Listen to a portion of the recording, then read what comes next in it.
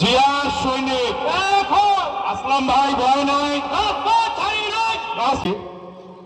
সেই 5 আগস্ট যাদের আত্মার বিনিময়ে শহীদ সাইদ মুগ্ধ, যারা আত্মাহুতি দিয়ে আমাদেরকে দ্বিতীয়বার স্বাধীনতা এনে দিয়েছে, সেই শহীদদেরকে আমি শ্রদ্ধার সাথে স্মরণ করছি। সামনেই আজান হবে, বেশি কথা বলবো না, 2-4টি কথা বলবো।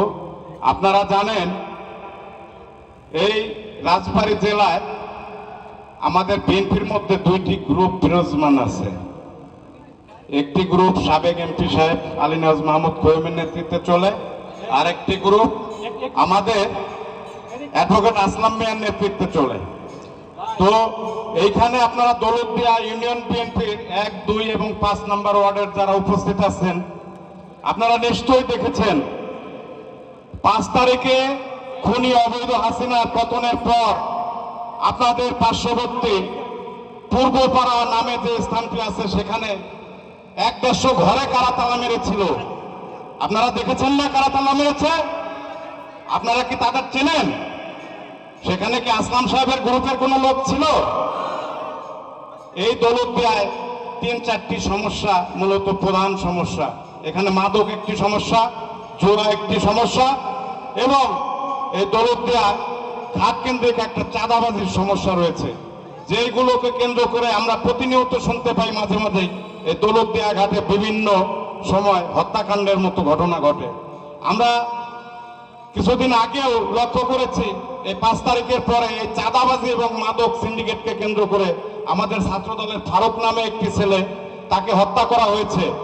আপনারা কি দেখেছেন? আমরা কি দেখেছি? এই ফারুক হত্যাকাণ্ডে কারা জড়িত? তারা কি বিএনপি করে? কখনো বিএনপি করেছে?